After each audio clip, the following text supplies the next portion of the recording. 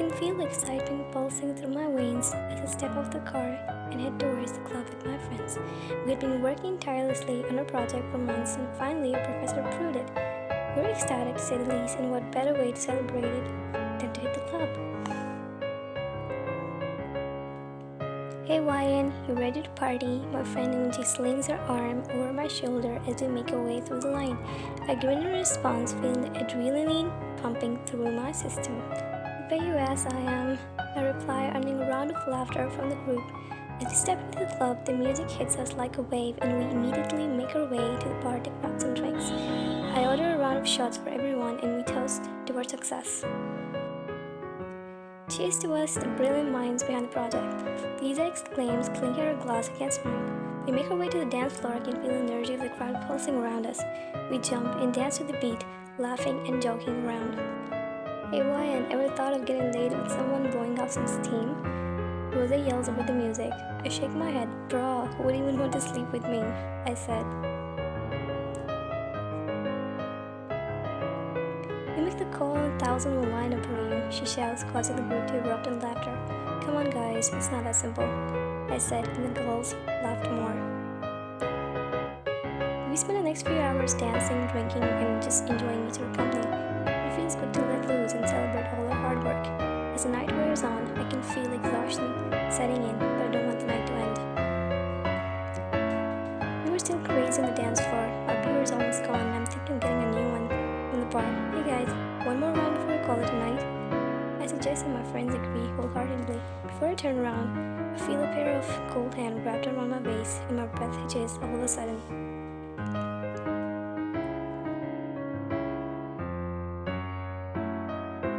It was a boring day again. Nothing excites me anymore.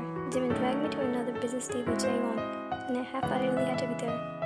Luckily, we struck the deal, and now it's time for celebration. I was so bored that I excused myself to get a drink. I couldn't be around the people all the time. As I made my way to the bar, I spotted a figure dancing on the floor, laughing and cheering loudly. I couldn't help but be mesmerized by her. She was lost in her own world, but I found myself drawn to her carefree energy. I recognized her as Ryan, a young university student who had caught my eye before. She was known for a wild partying and carefree attitude, yet she had this shy and innocent side to her.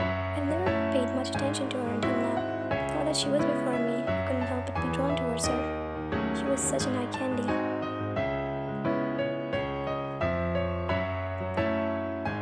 As I watched her dance, I couldn't help but feel a sense of attraction towards her. She was carefree and unapologetic, and I found that irresistible. Without thinking, I made my way towards her, my eyes never leaving her from. I could feel my heart racing as I reached out to touch her, feeling the heat of her body against my fingertips. She turned to face me, her eyes meeting mine, and for a moment time seemed to stand still. We stood there lost in each other's gaze as the music thumped around us. Hi, I said, breaking the silence between us. Hey, she replied, grinning at me. You're here alone? I asked her as I gripped her waist tightly. She slings her arm around my neck and pulls me closer. No, I'm with my friends, I smiled adorably, and asked, and you? I had some business to take care of, and now I'm done with it. I shrugged, and Ryan smiled at me again. You want to dance with me? She said shyly, her big doe eyes sparkling. I smirked and nodded.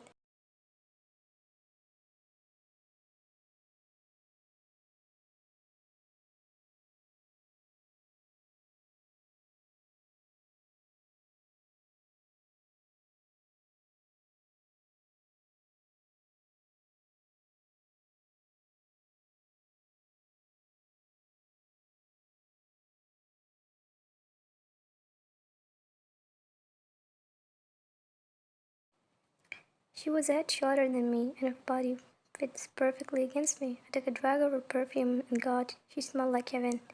What's your name? Ryan said after a while. Her voice was breathy and low.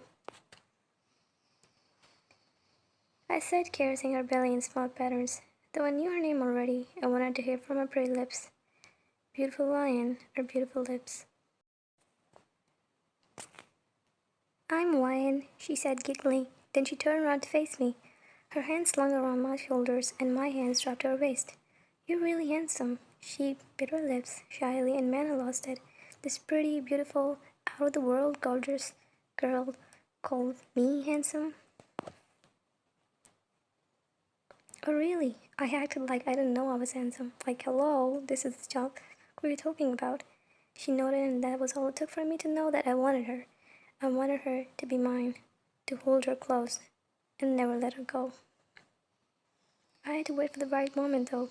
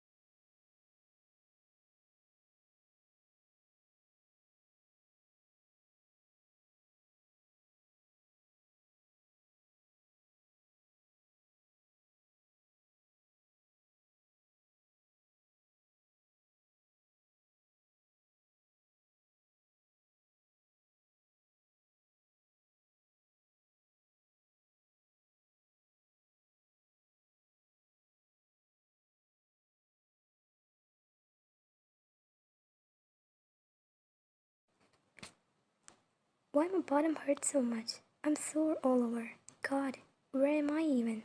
I look around and found the room empty. A hotel room? What am I doing in a hotel room? I threw the comforter off me and tried to get up on the bed when its stinging pain shot throughout my body and I fell back on the bed. Oh my God, I groaned. Why is it hurting so much? I tried to stand up again and walked slowly to look for my phone. There it was on the nightstand along with some painkillers, some other pills, and a glass of water. Who had these for me? Then it all sunk in. The man with dark eyes and black hair, extremely handsome. He was dancing with her last night. And they took it here. They did it. Oh my God. They really did it. I fell to my knees and cried like a stupid teenager. He left without saying anything. He took me for nobody and left like everyone else does. I mean, there was no point in crying. He and left until I found a note sitting on the table with the pills. I frowned as I picked it up to read whatever was written. YN, medicine, 5th semester, SNU, contact number. My eyes went wide and my heart started racing. I don't remember sharing my details with anyone. I flipped the page around and my eyes went social wide. The note read, "Wherever you are, sweetheart, I'll come and get you."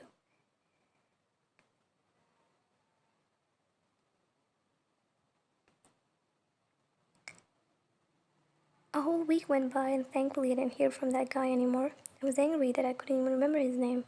He definitely had my phone number, and if he wanted to do anything with me, he could have called me or texted me. He didn't. Thankfully, I had a lot of time to work on, so I busied myself with it. It had my mind off things, and I couldn't be more relieved.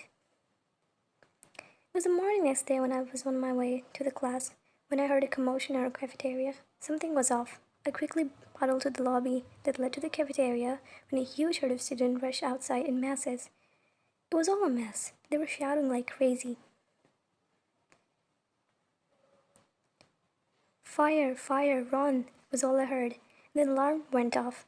Everyone rushed out of the classrooms and ran to the outside of the building. I was so confused because apparently there was no smell of a fire. I mean, it could be another silly prank which students used to pull all the time.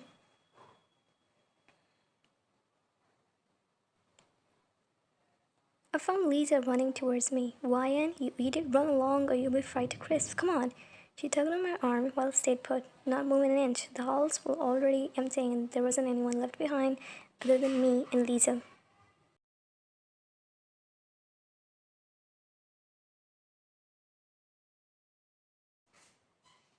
Hey, I think it's just another prank. See, there's no fire." They looked around and certainly there was no fire. It was a false alarm. I wonder why someone would do it all of a sudden. Usually students pull these pranks in exams to get away with them. Lisa looked surprised and said, "Thought it only happened in exams, but they're making a usual thing now? Let's get out of here. We can be with others for now." I nodded and we both bundled off to the main corridor. We skipped past the lecture rooms until someone grabbed my wrist and pulled me in a dark room. I shrieked in horror and struggled against the grip.